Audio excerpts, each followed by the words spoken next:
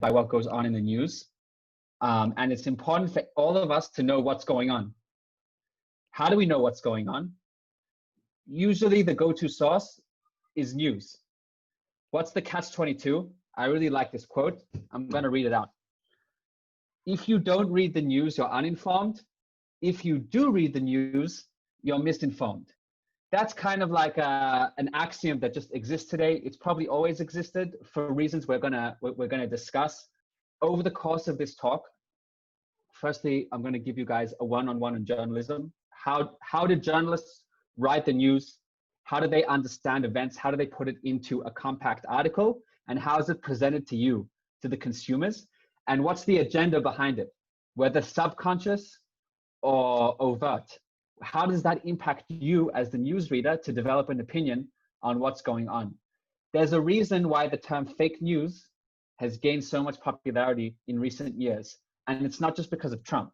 Trump popularized the term, but he tapped into something that's true and that existed for a while. He's just the one who's made it popular. All news to an extent is both fake and true at the same time.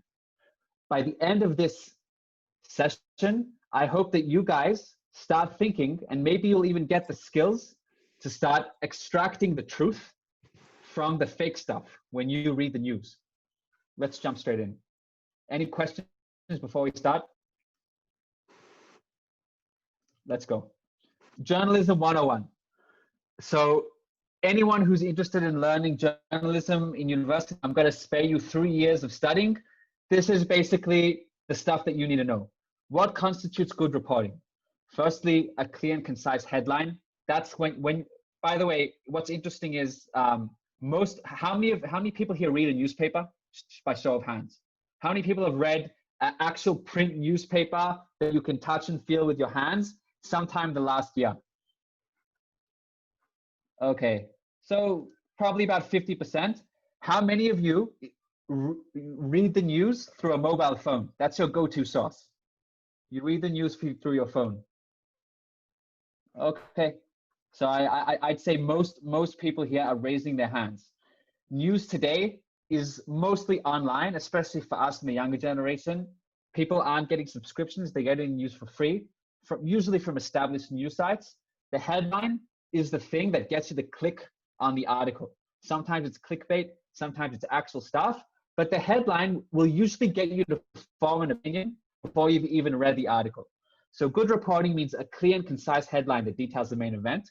A subheader is that text underneath the headline before you've even clicked on the article that gives you a little bit more context. A brief impartial description of events. Once you actually click on it and you start reading the article, you want to have an idea of what has happened without any bias and without any opinions. Quoted sources, super important. Prove to me that it's true. Prove to me that the terror attack happened. Prove to me that the politician said that. Who's your source? Is it the police? Is it the government? Is it some authorities? Is it the IDF spokesperson? Bulk of important info in the first 2 paragraphs. Who can take a guess what percentage of people actually scroll down to the bottom of the article and finish reading? Just throw out a number, percentage. From the number of people who actually clicked on the link, how many people get to the bottom of the article? Like 60%? 20%? Way less. 10. About 5%, guys. It's about 5% of readers will actually get to the bottom of the article. That means that most people are just reading the headline, the subheader, and the first paragraph, and that's it. Background info in the final paragraphs. I worked at the Times of Israel. The standard format that they do at the Times of Israel is usually articles are ongoing events. So for example, in the morning there was a terror attack, right? And then in the afternoon there's some more info that gets updated. They'll release another article on it that's with even newer stuff about the identity of the person. Everything that's old, like old means it's older than 2 hours, is basically pushed down and to the bottom of the article and regurgitated. Or there'll be some background info that puts everything into context. This doesn't always happen in all news sources, but good ones will usually include context, like maybe a bit of the history, a few other similar events that happened in the past.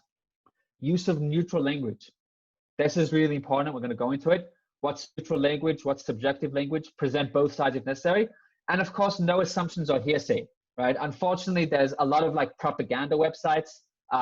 Anyone who reads news from a Russian website in English knows this, like Russia Today or Sputnik. A lot of it's actually quite funny. Like if you guys have like some free time, just like go and read the news from those places. A lot of assumptions, a lot of hearsay. It's quite funny how they read the news. Most respectable news sources won't have that. Let's do a news analysis, okay?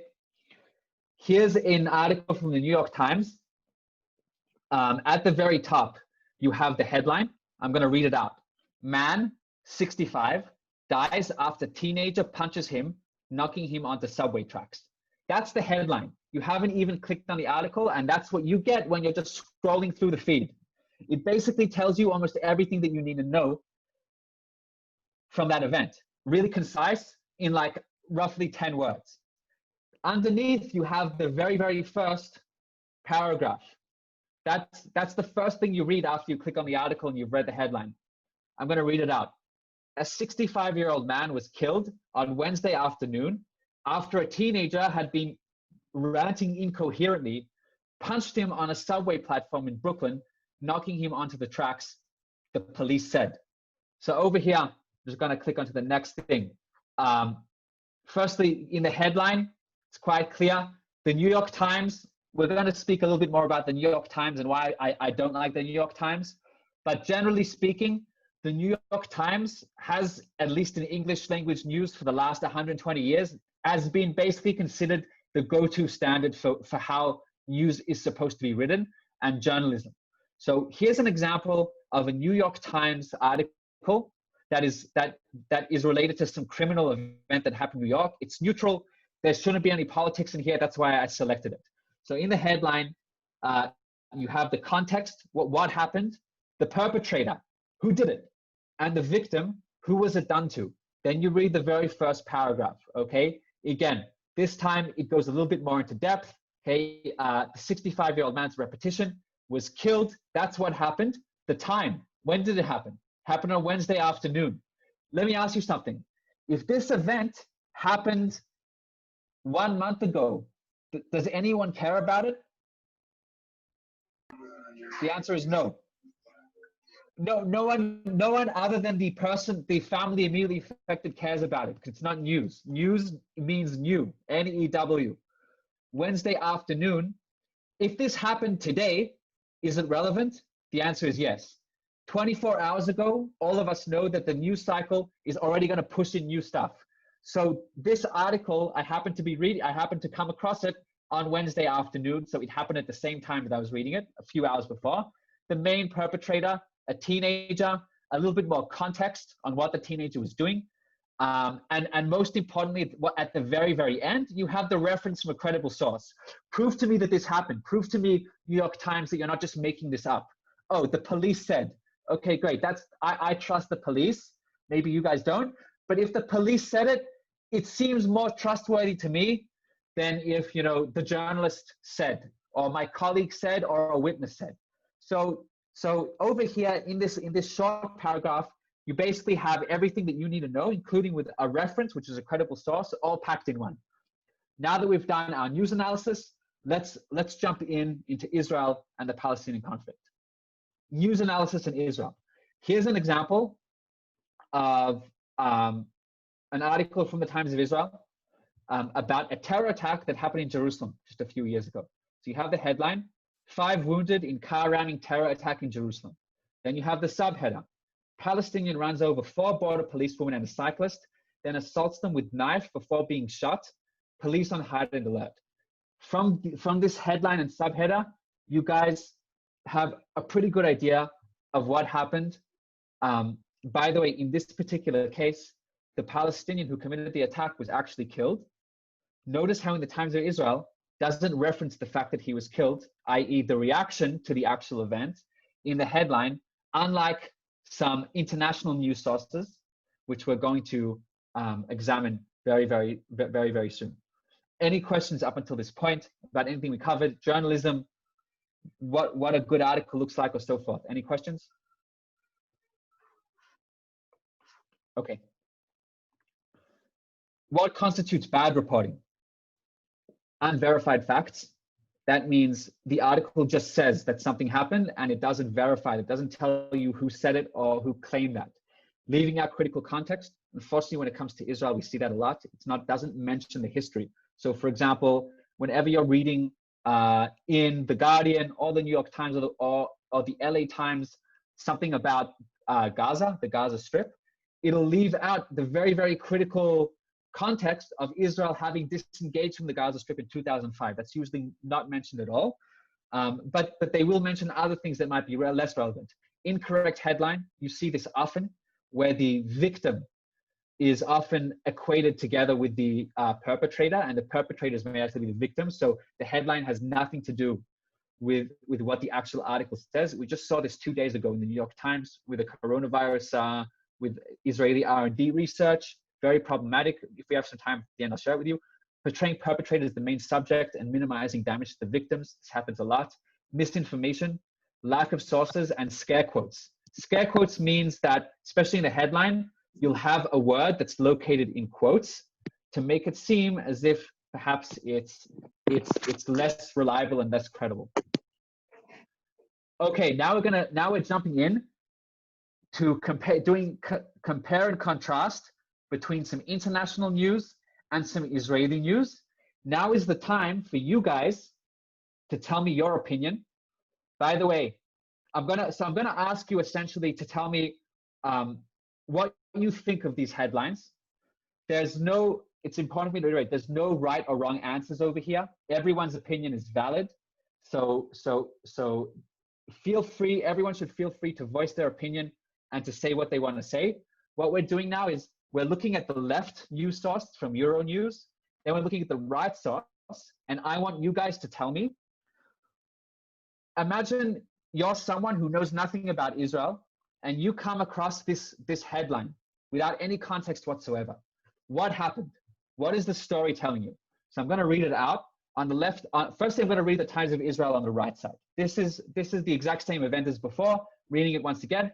5 wounded in car ramming terror attack in Jerusalem. Subheading: Palestinian runs over 4 border police women and a cyclist, then assaults them with a knife before being shot. Police on heightened alert. Okay, that was the Times of Israel. Now the exact same event being reported by Euronews on the left. I'm reading the headline, and now you guys are going to tell me what the implications of that headline is. What is the story that headline is telling me? Israeli troops shoot dead driver of rammed car. Over to you guys. I want to hear what your guys' thoughts are on that headline and what the story is. Everyone can feel free to speak. Go ahead. I mean, it's sorry. You go. Well, like it's showing that the Israeli troops like overreacted to something that wasn't that bad and could have shot an innocent person. And so I think that's what they're trying to get. Okay. They're sort of pushing the blame onto the Israeli soldiers instead of missing out all the facts of what the terrorists have done. So Okay. someone reading it, they're going to pick it up and think, oh, the Israeli soldiers have just gone and killed an innocent person. Okay. The one anyone written have by any- Euronews.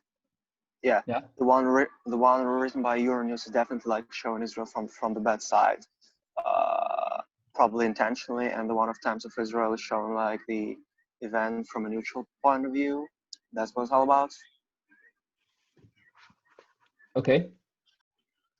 What is this? If you're an average European reading Euronews with no knowledge of Israel, what do you understand from the headline in Euronews? What happened? What's the story? I will start hating Israeli troops already.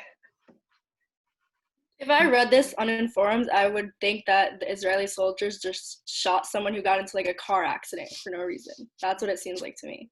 Yeah. Yeah. Like trigger happy. They just, yeah. Okay. It's really like one-sided, you know. It's lacking context. Right. Like you said, lacking critical context, that thing. Yeah, so as you guys really picked up, there's a lot of things problematic with this Euronews headline, beyond the really bad grammar, like I don't know what it means to shoot dead a driver of a rammed car. Like, what is a rammed car? Was he in a car accident, like someone asked? Or I mean, really, if I read this, it makes it seem as if the story was that some driver was driving along, keep minding his own business. He was standing at like a red light, and a different car came in and rammed his car from the side. So he had no fault whatsoever. He rammed the car from the side. All of a sudden, Israeli troops see this car accident happening in front of their eyes. They run up and they shoot dead the guy who was just sitting in his car that got rammed. That's what I understand from the headline in Euronews. So this is clearly, I mean, this is clearly an example of misinformation, totally lacking context. And unfortunately, as we're going to see in a few more examples, it happens quite often in international English news sources when it comes to Israel. Next example.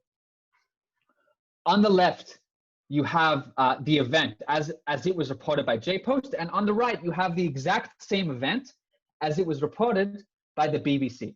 I'm going to read it out. Here's what JPost says. Headline: Terrorist kills 2, wounds toddler and mother in capital's old city.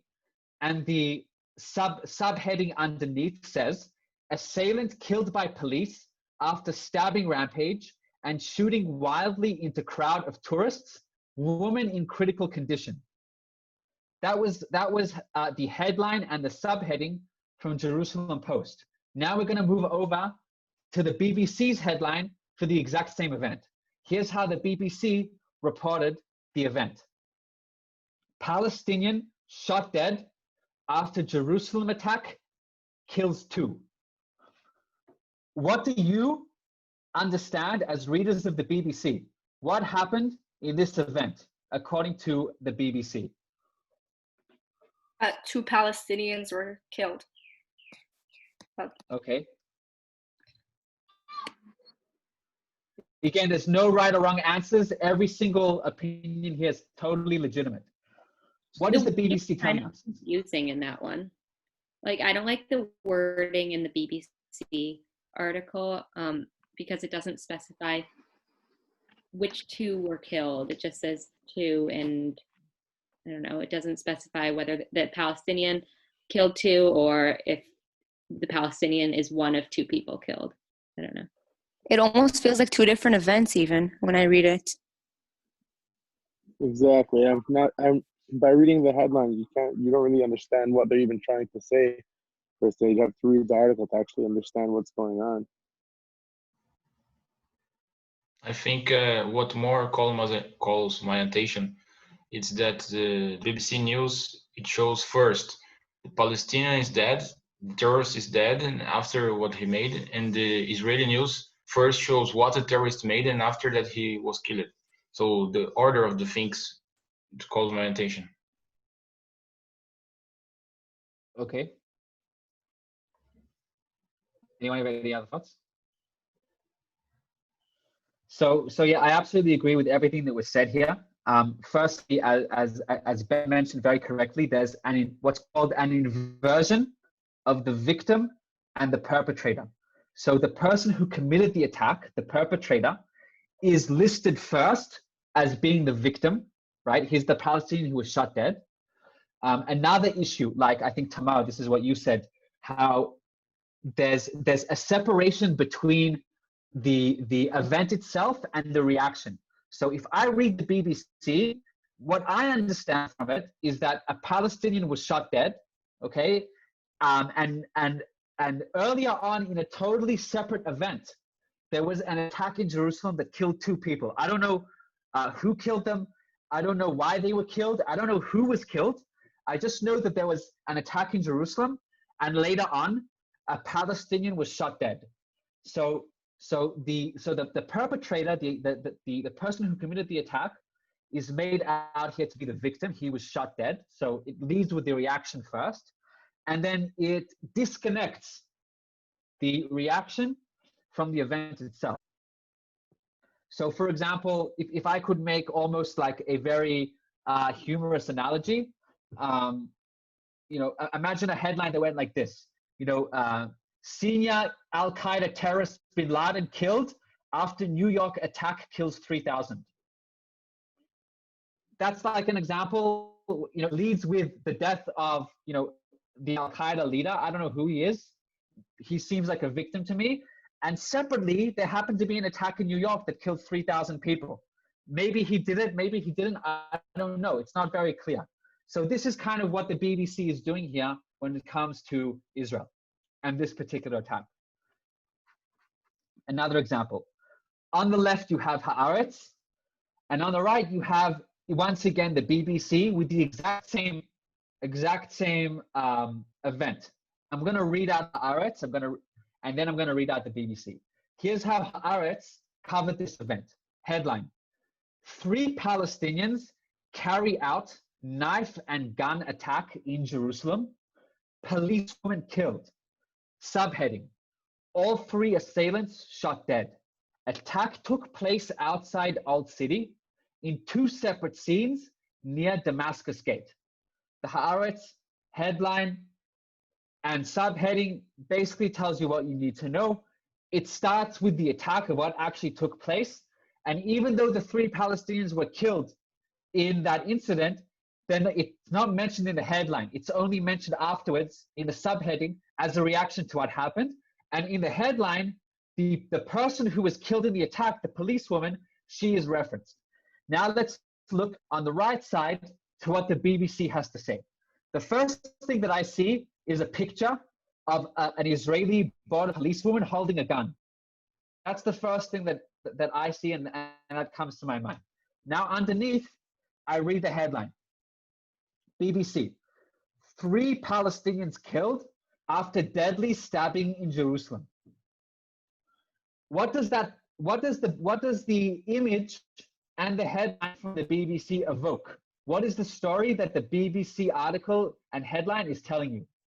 That the victims were the Palestinians. Make me even assume that they were the ones that were stabbed.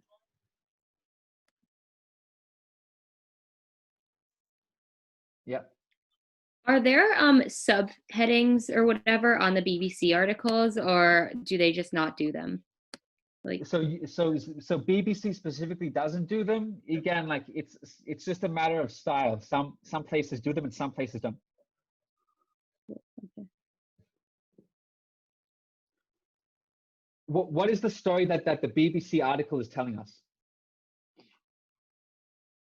And making it out as if Israeli soldiers have just been going around killing innocent Palestinians. It's like the That's what it opposite seems story like. completely. Yeah, it's when you look at this photo with this news, so you think first, oh, what the Israeli army is doing? They are killing innocent people. What's the purpose of the IDF? When you see this image with the soldier looking like very doubted, it's not right what she's doing. So it's very tendentious news. It's like a deadly stabbing took place in Jerusalem, and as a result of the stabbing, 3 Palestinians were murdered. So it's like, yeah, as were mentioned, a completely different story. Okay. Any other thoughts?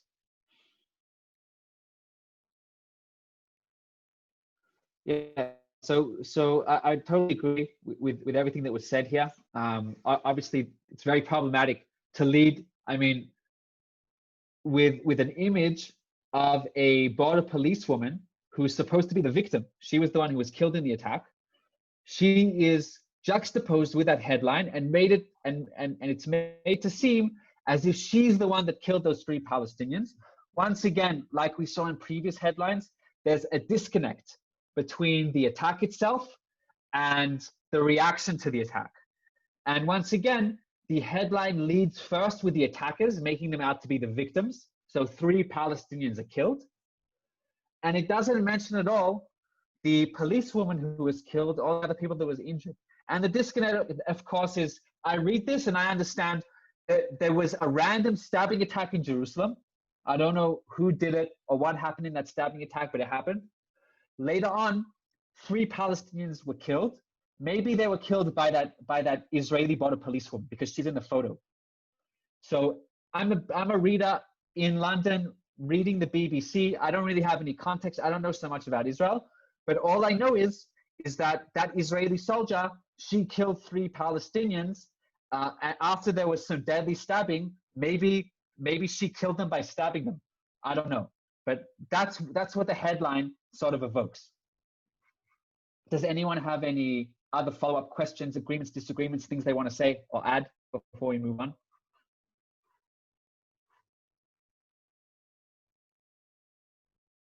Okay. Oh, yeah, is there a way to protest these things?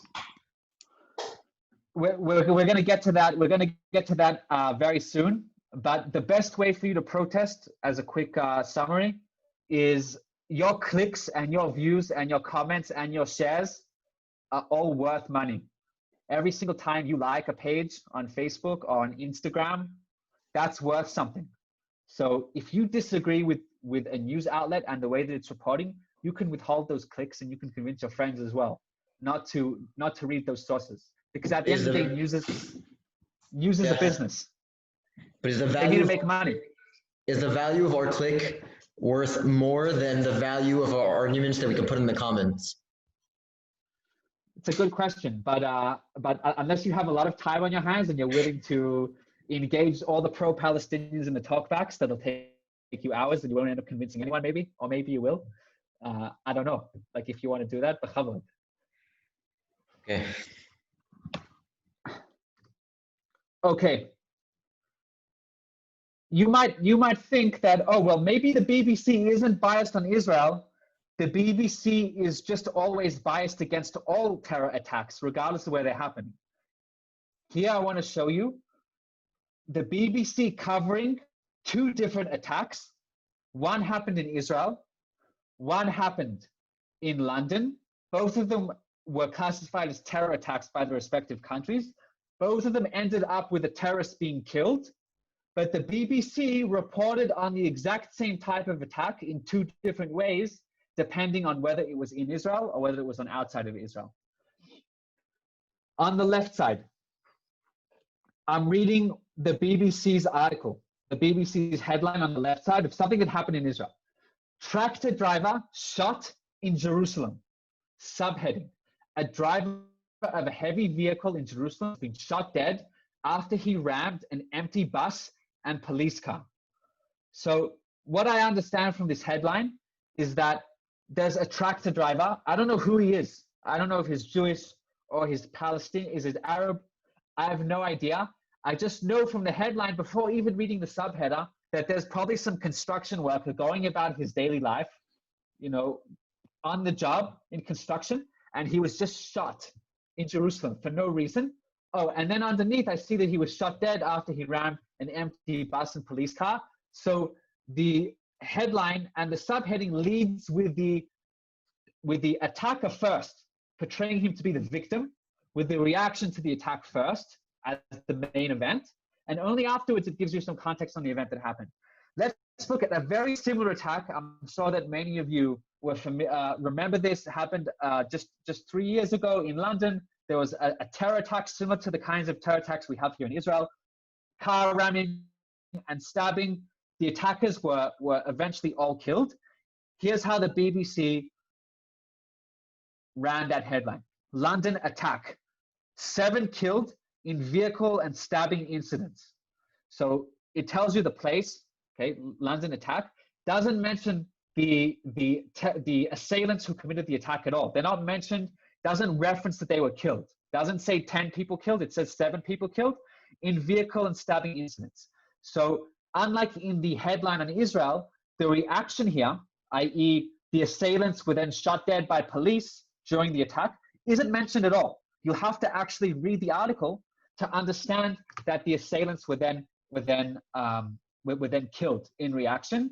It should lead, as you would expect, with the actual event itself, that 7 people were killed in these attacks.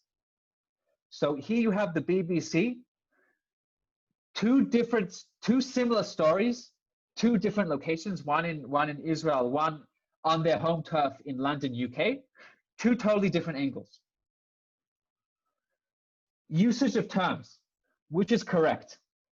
Now, one of the things that a lot of people have a misconception about is when it comes to news writing means it's not an opinion piece or an op-ed where you read someone's opinion and it states it very clearly at the beginning, this is my opinion. When it comes to news writing, the reason why people are so influenced by it is because it catches you off guard. What do I mean by that? When you read a news article, you assume that you're getting unbiased, factual, and neutral information. But what's really tricky about that is that even by the way that the news writer, the journalist who's writing the article, the way that he picks the terms that he uses to describe the people in the event, those things are going to have a subconscious impact on you. So a news writer, let's assume it's an attack like some of the examples that we've seen. A news writer, to describe the person who's committing the attack, they can use a number of different adjectives. On the left, they can use action-based adjectives, and on the right, they can use identity-based adjectives. The adjective that they choose to use to describe the attacker is going to have an influence on you on a subconscious level. You won't realize it, but it's going to sway you to take a certain view, because that term comes with either positive or negative connotations. Now, some of these terms are more neutral, some of them are less neutral, some of them are critical for context, like identity-based terms. I'm going to read through them. An action-based term: terrorist, attacker, assailant, stabber, gunman, militant, troops, or fighter. So these adjectives describe the person in terms of what they are doing rather than who they are. So if it's a gunman, I understand it's someone who's holding a gun and who's shooting at people, as opposed to a stabber is someone who's holding a knife and he's stabbing people. So this is a way of describing someone based on the action that they're in the middle of doing. On the other hand, on the right side, you have identity-based terms, which describe who the person is. So examples of identity-based terms: Palestinian, Muslim, Arab, ISIS, teenager, child, Israeli, settler. All of those terms carry certain connotations and get you to think about who that perpetrator is in particular ways. And it also basically projects in your mind a certain stereotype onto the entire group. So for example, if the perpetrator was a teenager, then the fact that the headline ran with the idea that the attacker was a teenager might get you to think that, oh, all teenagers are up to like no good, or they're all up to trouble, or all teenagers are out there attacking people. Same thing with any of the other identity-based terms. So those terms, sometimes they're very critical for the context. For example, if there was an attack in Jerusalem and the people who committed the attack are Palestinians and they killed 2 Jews, it's really important to know who committed those attacks. As we saw in some of those headlines by the BBC and by other outlets like Euronews, either they leave out the identity-based terms or they invert the identity-based term to make the attacker the victim. So all of these adjectives really have an effect on the way you view the event that happened, and it also starts creating a stereotype in your mind about those people. Any questions before we move on? Great. The use of the word terror is controversial when it comes to news, because terror evokes something. It's a very, very loaded word, and it evokes something in people. So on the top, I have an example from the CNN, and on the bottom, I have the example from the BBC. CNN is American, BBC is English. There is both covering the exact same attack. There are some news outlets that, as policy, don't use the word terror. They don't use the word terror, even if it's something that happened on home turf. Why? Because they believe that the term is too subjective. So here's an example on the top, the CNN, an American site reporting something that happened in England. London terror attack latest, man arrested in Cuba. So the CNN is using the term terror attack. The moment that you hear the word terror attack, it immediately gets you thinking that the people who committed the attack are terrorists and therefore they're bad. The BBC, on the other hand, which is interesting, in this case, doesn't use the word terror explicitly. It puts it into what's called scare quotes. So here's the BBC headline for the exact same incident. I'm reading it. London attack. 2 killed in Westminster terror, scare quotes, incident. Let me ask you something. When you see the word terror in quotes in the BBC headline, what does that make you think about the attack or the incident that happened? Was it actually a terror attack? What do you think? Allegedly. Right.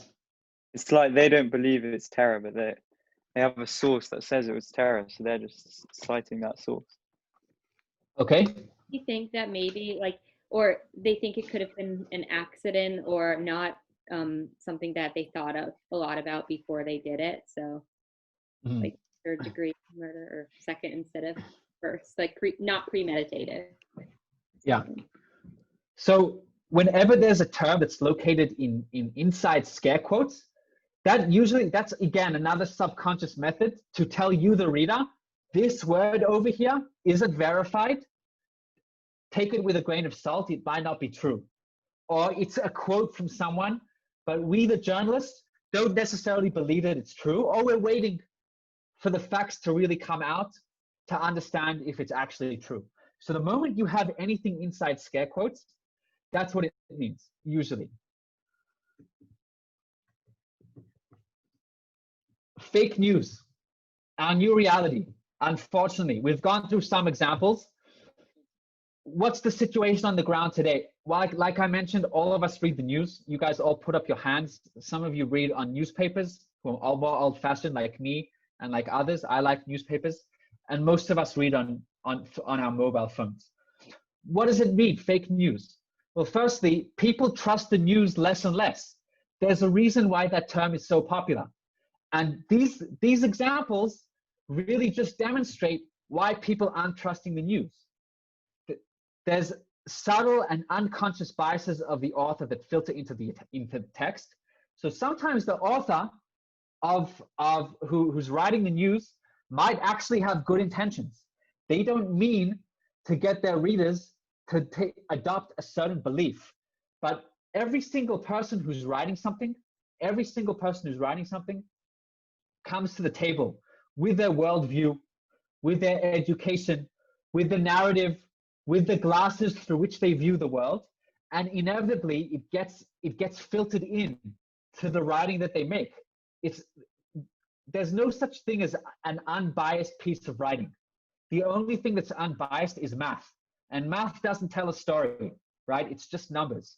The moment that you have anyone or anything that tells a story, they're choosing particular words, they're choosing a particular angle. Everyone views the story from their own way and their own opinion.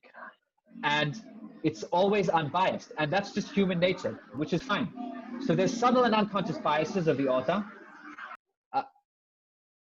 But even worse, often what we see when it comes to Israel is that those biases aren't unconscious or subtle. It's actually an agenda. There's actually an agenda by the news outlet to portray the incident and the country in a particular way. And by the way, every single newspaper has an agenda. The very first agenda that every newspaper has is to make money so that they don't go out of business. It is a business. But after that, they all have political agendas. They have social agendas. Sometimes they're explicit about it. For example, in the United States, during the presidential elections, every single American newspaper adopts a particular candidate, and they will officially tell all of their readers that from now on, our coverage is being slanted in order to support this candidate.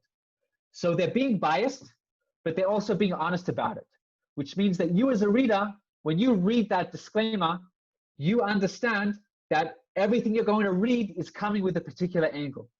Usually though, the newspaper will have an agenda, but they'll be subtle about it and they won't tell you what the agenda is.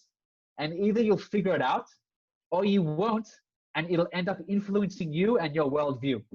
Unfortunately, many people who read the international media on Israel are very influenced by what they read, and it changes their worldview.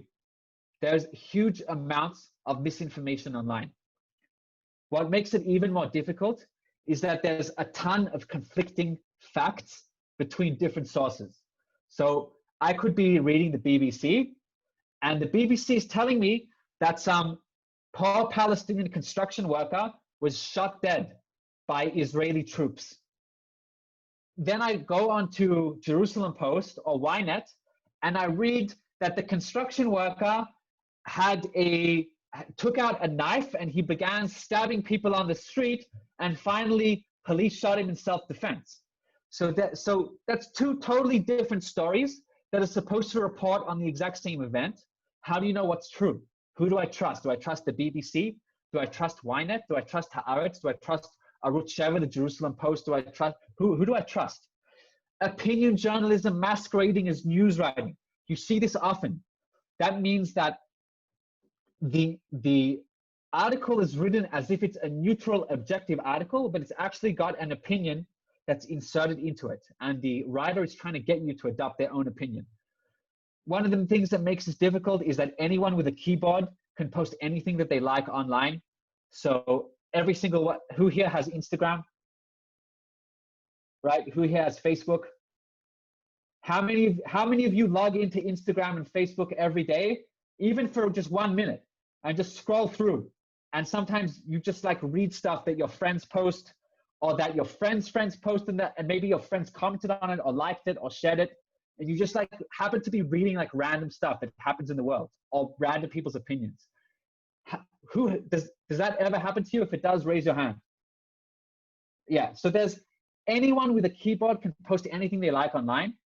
And today social media has sort of become the great equalizer, where you no longer have to be a newspaper to sort of get that megaphone and to reach millions of people. You can just be anyone in your bedroom with a keyboard. You can type it online and it can go viral, and then everyone reads it. You don't have to have the power of a print newspaper to spread information or opinions. It's a lot easier to make claims than to debunk one. So someone can make a claim, oh, Israel is illegally blockading the Gaza Strip, or Israel killed 3 Palestinians unlawfully. Very easy to make that claim. It's just one sentence. It's packed with a ton of information. It's a lot harder to debunk the claim. You need to start presenting facts. You need to start presenting figures. You need to go into history. The average person has the attention span of a goldfish. So after the first 5 words, you've already lost them. If you try to explain to them the whole context of the Gaza Strip and everything that happened. Social media echo chambers. That means, what's an echo chamber? An echo chamber means that you have a particular opinion about something, and all your friends have the same opinion, and their friends have the same opinion, and every single time you're scrolling through Instagram or through Facebook, or you're on TikTok, you're basically viewing the people who have the exact same opinions as you, and that gets you to reinforce your own worldviews, and it makes you think that every single person in the world has the same view and opinion as you. But what it is, in fact, is an echo chamber, because you've probably chosen your friends, and your friends have chosen you because you have similar interests, and those similar interests lead to similar opinions. And then it just so happens that every person in your social media is voicing a very similar opinion. Very few will offer a different opinion, and often when they do, people will end up unfriending them, and they block that opinion out of their lives. Facebook did an experiment. They tried to place an opposing political opinion into people's news feeds once every like 5 days. So you scroll through your news feed. Let's say, for example, a person is extremely anti-abortion. Like in the US, that's a big debate, pro-abortion, anti-abortion. Let's say a person is an anti-abortion activist, They hate people doing abortions. They're so passionate about this issue that they are out demonstrating against it. What would happen? Again, I'm asking you this question. What would happen if once every 5 days that person saw a factual article that was pro-abortion, or like pretending to be factual, or something that was in favor of abortion? How would that anti-abortion activist react to seeing that in his newsfeed? Would he get angry? Would he be happy? Would he be curious? Would he click on it and read through it? Would he, like, what would it do to him? Your thoughts? I don't think that if he's so anti-abortion, I don't think that seeing one article every 5 or so days, like just seeing the headline, would do anything to change his views. I don't know. I think he would just ignore it or report it or like block it or something. So he'd kind of just be apathetic. He'd just like scroll over it, like, screw this is fake, and move on to the next thing. Anyone have an opinion on whether maybe he'd be curious to like look at it, or maybe it would have the opposite effect and what do you guys think? At first, Imagine if that happened to you. Yeah. At first, I don't think anyone would be affected by the article they see one time that's completely the other side of what they think. But I think if, maybe not after a couple of days, but after the 3rd article, the fourth article, the 5th article that he sees, a sort of light bulb of curiosity is lit, and he'll finally click on that one post, and that one post turns into 2 posts, and I think it has like an effect going forward. So it might not convince him otherwise, but it might open up his mind towards at least receiving other opinions, in my opinion.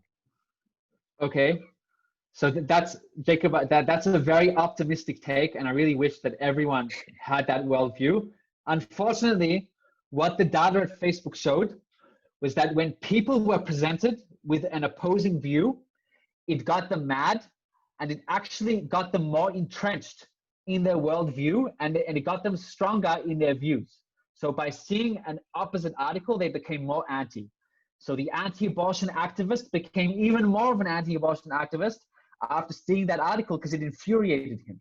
Because people live in social media echo chambers. They're unable to see the other side. And one of the other, again, this is just something that's happened in our generation.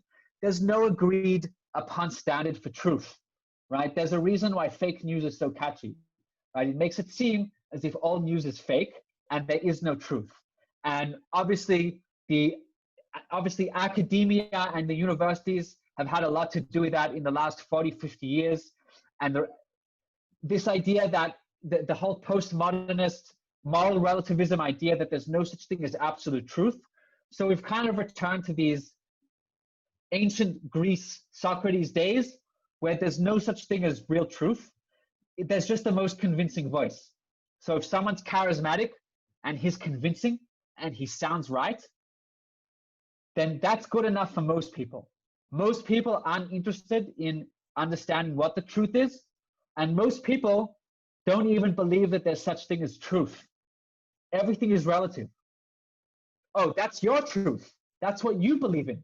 You see the world through that way, so that's your truth, but that's not my truth. So some of you ask me, what can I do? You know, I'm just sitting here in my bedroom. I read the news. I don't own a newspaper. I don't have 50,000 followers on Facebook or on Instagram. I'm not a social media influencer. What can I do about all of these things that make me really upset? The very first thing that you can do is firstly know that you are a consumer. That means that all of the news articles, all of the news companies need you to survive. They need your clicks, because every click equals money. They need your comments. They need your shares. They need your likes. They need your subscriptions to pay money. They want you to buy the newspaper. They want you to get the subscription. So if you have red lines and you decide, after this, I'm no longer reading this newspaper again, and I'm going to convince my friends to stop reading it. If you have those red lines, then you're powerful, because it's not just you, but it could be hundreds of other people who have the same red lines, And then the newspaper sees a drop in sales or in clicks. So know your red lines. Everyone has their own red lines. These are my red lines. You don't have to agree with my red lines. I'm just presenting something that I personally believe in, and that has led me to take particular action on my own. So here's what my red lines are when it comes to news and media coverage. First one is anti-Semitism. If I see overt anti-Semitism, that for me is a red line. The second thing is demonization of Israel. Demonization of Israel means, Israel, equating Israel as being child killers, the devil, and so forth, and conflicting Jews with Israel. Those are my 3 red lines. And whenever I feel that a news or media publication has crossed my red lines, I just stop reading them. I just boycott them. They don't have to get my clicks. It's right, it's true. I'm only one person, and it might not have an effect. But if everyone had red lines and they were passionate about really taking action to their own hands, then it does have an effect. So here's examples from 2 newspapers that I used to read that I no longer read because they crossed my personal red lines. Once again, each of you will have your own red lines, and you can take action based on those if you wish. So on the left, an Australian newspaper. I'm originally from Australia. I used to read the Sydney Morning Herald. This is a cartoon from the Sydney Morning Herald that was printed during the 2014 Gaza War, Operation Tsuk Eitan, Protective Edge. In the photo, again, I'm talking about the photo here in the bottom left corner, you see an old man with a kippah on his head. He's sitting on a sofa, which has a Star of David on it. He's reclining, he looks comfortable. He has a cat sleeping next to him and a little cup of coffee.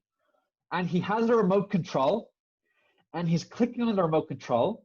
And in front of him, there's densely packed houses, which from the context, you're in the middle of the Gaza war, so you know that's Gaza. And there's a big explosion happening as a result of his remote control click. So that to me, as an example of a red line being crossed, right? It's also, by the way, the red man has a big nose. It's a hook nose. So that to me is an example of an anti-Semitic cartoon, right? It has not, again, like it doesn't portray Israel. It portrays here a Jew. It makes it look as if this person is callous and heartless and just randomly blowing people up in Gaza from the comfort of his own home by pressing remote control, that he doesn't care about human rights. He doesn't care about other people's lives, and he's happy just to click on a remote control and blow people up.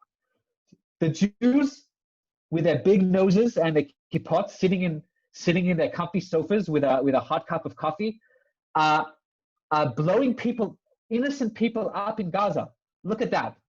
So that's an example for me of anti-Semitism. After that, I stopped reading the Sydney Morning Herald. Here's a recent example from the New York Times. Again, the New York Times has a very good reputation around the world as being the standard bearer for news and media journalism. But they have, in my opinion, crossed the line when it comes to their coverage of Israel. And you know what? Generally, I would read their articles on Israel. I disagree a lot. I'd be exposed to different opinions. I thought they were biased, but that didn't prevent me from reading them. This cartoon that you see on the bottom right, it was printed in the New York Times last year. That got me to stop reading the New York Times once and for all. Here's what the cartoon is. As you can see, you have a picture of President Trump. He's blind. He's wearing he's wearing sunglasses like a blind man. He has a kippah on his head, and he's being led by a dog. He's attached to a leash, so a guide dog. The dog has a Star of David necklace around its neck, and the face is the face of Netanyahu. So if any of you are interested and you want to look up examples of Nazi propaganda against Jews from the 1930s in the infamous Nazi newspaper called Der Stürmer, you'll actually find that this cartoon is probably something that they would publish, and it kind of fits right in, right? You have all the anti-Semitic stereotypes over here. The Jews are controlling the world, right? The most powerful man in the world, the president of the United States, is being blindly led by the Jews, not Israel, because he has a Star of David, right? It's the Jews. Oh, and the Jews are also dogs, right? And President Trump, he's just naive. He doesn't know what they're doing to them. They're just leading him astray, and they've just put this kippah on his head. That's what I understand from this from this cartoon. After that cartoon, I made a decision that I'm unliking the New York Times page on Facebook, on Twitter, everywhere, and I'm going to stop reading them. That means they're going to get one less page view. And it's true, it's just a drop in the ocean. But that's what I can do as a consumer of news and media journalism. If you guys are upset about this kind of stuff, then you can think about things that you can do as well. Some key tips to navigating the media landscape. Firstly, be aware of persuasive language, i.e., what is it saying? Is it using the word terrorist or militant or fighter? All of those things are going to have an effect on you, how you view the event, and it's going to subtly influence how you view the world and how you view the context. Maybe not after one article, but definitely after 10 or 20 or 30 articles. Number 2, look for sources in the text. Who said that it happened? Was it the police? Was it the IDF? Was it the government? Was it the politician? I want proof that this happened. If you see a paragraph that doesn't cite who said it, then take it with a grain of salt, because it might just be the journalist's view. Check to see if the headline matches the context of the article. So again, I know none of us really have time to read everything. It's not always easy to be among those 5% of people who scroll down to the bottom of the article and read everything for context. But if you see that there's a mismatch between what the article is saying and what the headline is saying, then you clearly know that there's some agenda involved.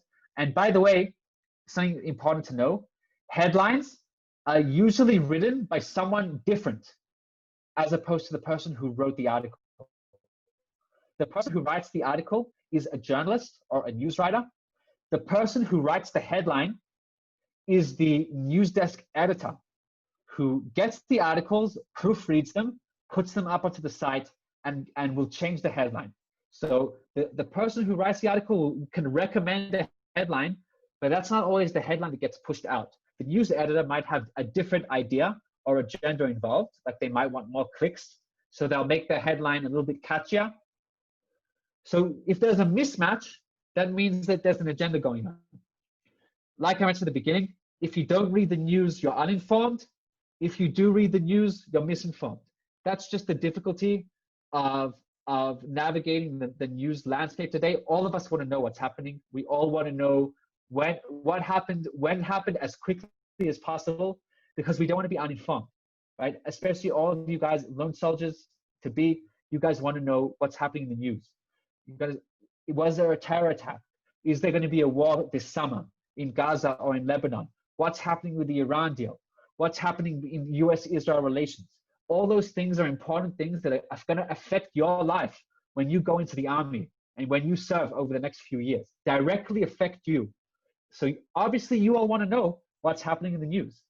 So you don't want to be uninformed, so you have to read the news. Unfortunately, if you do read the news, you're misinformed, because like we saw over here, every single news source has its own bias. The most important thing that I can leave you with is to cross-reference to other sources. If you're really interested in something, don't read it just from one news outlet. Always cross-reference. So for example, if you normally read a left-wing newspaper, that's okay. You should occasionally go over to a right-wing newspaper and see how they reported the same event. Maybe it's different. Usually the truth is found somewhere in between. So if you want to take the truth seriously and your news reading seriously and really understand what happened, use as many sources as possible and always cross-reference. That's it. That's the end of the slideshow. Does anyone have any questions, any thoughts? Everything is totally on the table. Feel free to voice your opinions. Yeah, go ahead.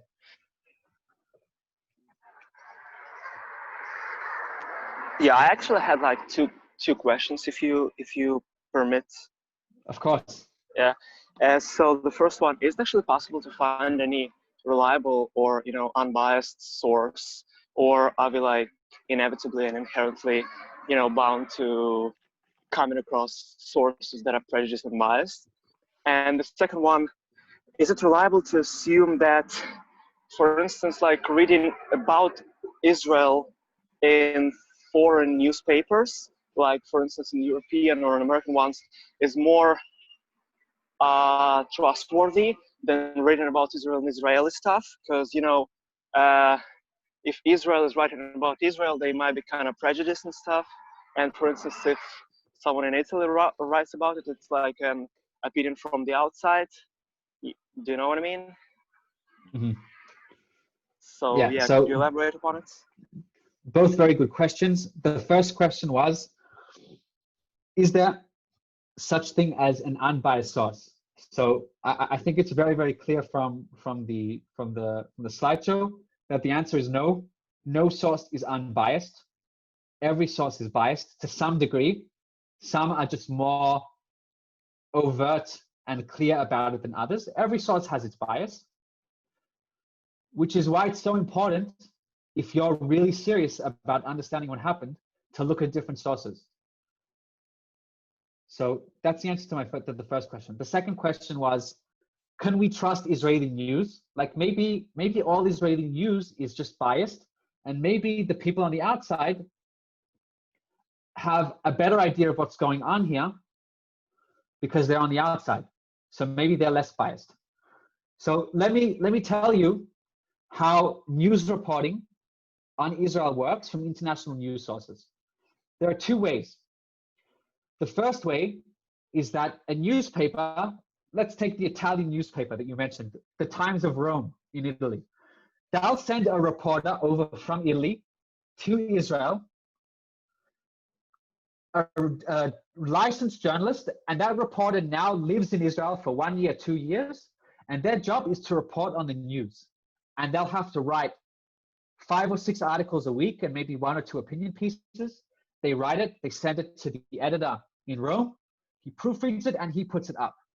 That's the first way that an international news source will get news on Israel. The second and most common way is through the news wire sources. What's a news wire source? So most international newspapers don't have the budget to send a reporter to every country in the world. So you could have like small town USA, I don't know, like the Albuquerque Times doesn't have the budget to send a journalist to Zimbabwe and to Mozambique and to Seychelles and to the Maldives. The newspaper isn't big enough. It doesn't have the money to pay a reporter full time to go to every country in the world. So instead, you have what's called a news aggregator. What's a news aggregator? A news aggregator, you've heard of some of them. One is called Reuters, one is called Associated Press, AP, and one is called AFP. Those are the 3 main ones in the world. It's basically a company who doesn't have a newspaper. All they have is journalists, and their entire job is to send journalists and plant them in every country in the world. And the journalist now writes for AP. AP is a wire syndicate. The journalist is based in that country. Whenever something happens, they write to AP. Now, other newspapers have a subscription to those wire syndicates. So I could be small town Albuquerque News, and I pay Associated Press X amount of dollars every month to get a subscription to AP, which basically allows me to take their articles, copy and paste, and print them in my newspaper without getting sued for copyright. Those are the 2 ways that international news sources report news on Israel. So if you're a bigger newspaper and you have more of a budget, like the New York Times, or you're a TV source like CNN or BBC, you have enough money to send journalists to Israel and to feed them here, put them up in hotels for 2 years, and they're here. If not, then the AP. Let me tell you what's problematic about both of those. And I've met a lot of these journalists during my work. These are people, a lot of them are new grads right out of college. So they're 21, 22 years old. The only thing that they've done in their lives is they partied hard and got a college degree. Usually they studied a very liberal social sciencey degree. Journalism, by the way, falls under that social sciencey kind of field, or humanities or liberal arts or whatever. So they come here at age 22. They don't know much about the region at all, or they took some classes on the Middle East. And they're forced to, from day one, to start reporting the news. let me ask you something. A college student coming out of the US today, who's 21 years old, who has a degree in sociology and journalism and gender studies. They've just landed in Israel and now they have to write for the New York Times everything that goes on. Would you trust their reporting to be unbiased on Israel? Oh. So maybe yes, maybe no. I don't know.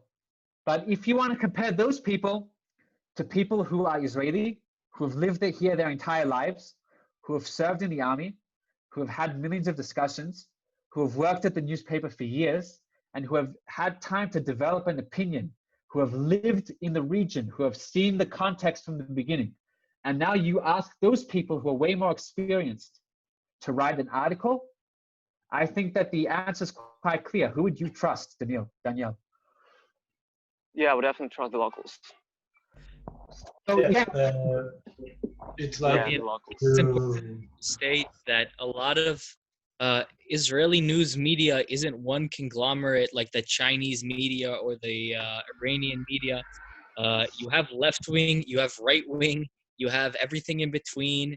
There's arguments. There's Israeli newspapers don't agree with each other most of the time, and you'll get a very well-rounded view that's much more informed usually when you read an Israeli media versus reading some external media, because at the end of the day, the external media is not only pushing a specific narrative, but they have a lot less context and they probably view it from a specific type of worldview, right?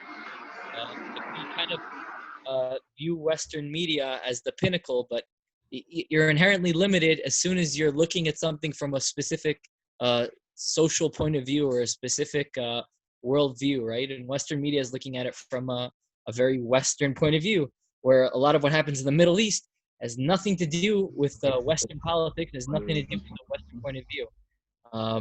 So I think that's also just a really important point. Like, you don't want to subscribe to the right-wing narrative of Israeli politics or the left-wing narrative of Israeli politics. Fine, but you can definitely get a well-rounded view within Israeli news reporting. That's 100% possible and probably even preferred if you're willing to read it in Hebrew. Yeah, I mean, I totally agree with that. And also, a lot of these news sources will translate their articles into English. So Ynet does it, and so does Haaretz. One of the interesting things about Israel, unlike other countries in the Middle East, is that Israel has, like many mentioned, a very, very diverse news media landscape. So you have Haaretz on one side, which is a left-leaning paper, and on the other side, in the middle, you have papers like Ynet, Yediot Ahronot, and on the right you'll have papers like Ma'ariv or Yisrael Hayom, or in English, like you'll have Times of Israel usually in the middle, Haaretz English on the left, and Jerusalem Post slightly leaning to the right. So Israel really, within the newspapers, they already have their own agendas and they're already reporting the news through their own lens, just with far more context. Like, I don't expect the Guardian in the UK or the BBC to give me an in-depth article on the Israeli housing market or anything like that, because it doesn't, someone in London doesn't care about that.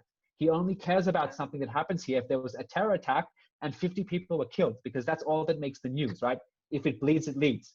But if you want in-depth news about Israel, about things that actually matter to Israelis, social, political, economic, you're not going to find that. You're not going to find in-depth stuff in international sources. You're only going to find it in Israel. And just so that you know, one of my colleagues at the Times of Israel, when I worked there, a journalist who I have a lot of respect for, his name is Chaviv Retigur.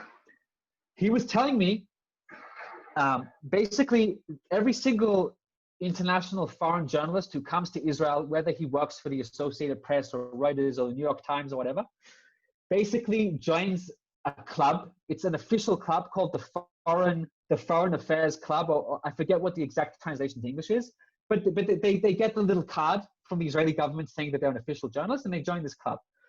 And that club gets press briefings in English from the Israel police, from the IDF, from politicians, and so forth. He remarked, he is a member of the club as well, and he would sit in on a lot of these meetings, and press conferences, and he would see how a lot of these international journalists from all of these newspapers and TV outlets, they would basically sit beside the reporter from Haaretz, and they would get their talking points from the Haaretz reporter, and they would write down and summarize what the Haaretz news writer or opinion journalist said, or what the Haaretz article was saying, change it a little bit into their own words, and then report it back to us. So a lot of times, when you look at international news coverage of Israel, it's usually in like the respectable news sources. I'm talking BBC, CNN, New York Times, The Guardian, and so forth. It's usually a summarization of the exact same article in Haaretz. Usually, that's not always true. And you also have newspapers who are more centrist or right-leaning, like the Wall Street Journal and others.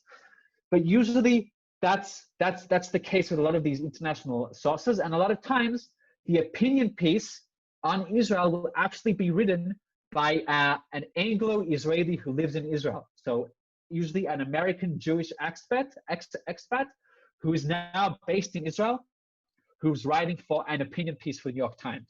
So there's quite a few of them. Gershom Gorenberg lives in Jerusalem. Shmuel Rosner also lives in Jerusalem. Both of them are columnists for the New York Times. So when you're reading the New York Times, you're just reading their opinions, right? And often they just write for Haaretz. So this illusion that, oh, like on the outside, they'll have a better idea of what's happening here is usually just not true, because they're not as invested in the news as we are.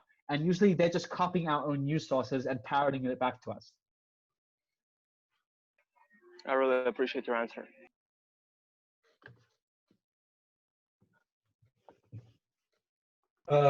This one is more curiosity. Today, what's your, I think, 2 favorite journals?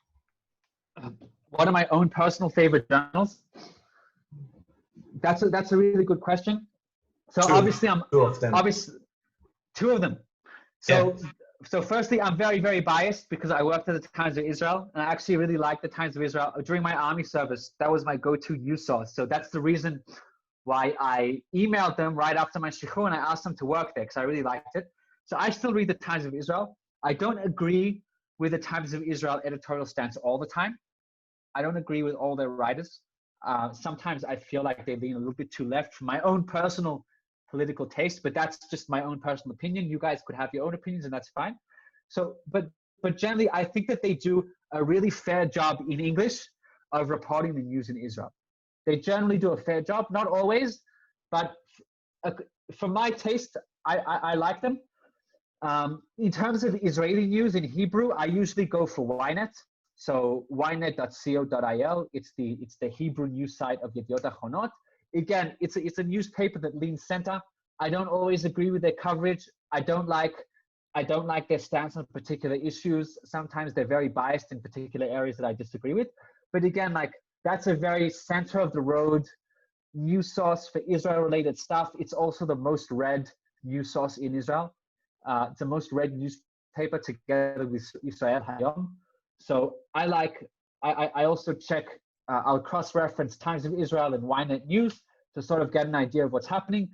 And if I'm really, really interested, or like I'm feeling lucky, maybe I'll also see what Jerusalem Post and Haaretz have to say about it. If I feel like I want to get angry, maybe I'll look at, Haaretz or something like that. But generally speaking, for just go-to news, like what happened, there was a terror attack, basic info, I usually go for Ynet and Times of Israel. But again, you don't have to follow my own personal opinions. You guys might have your own newspapers that you go to, and that's totally fine. I think the important takeaway here is not to rely on one newspaper. So if I was just reading the Times of Israel every day, that would be pretty problematic because I'm just getting my news from one source. And I know from the inside how that newspaper works. And I can tell you that every newspaper has its own bias and agenda, and every journalist, even me, when I was writing news articles, I also had my own biases, right? The words that I choose. Like I said, it's natural. So cross-reference. Thank you.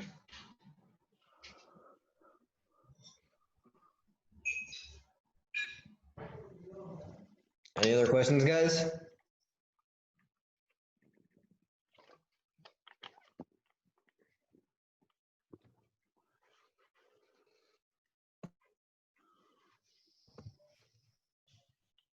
All right, Avi, I think that's all. Yofi, guys, it was an absolute pleasure. I hope you guys got something out of this, and we're really excited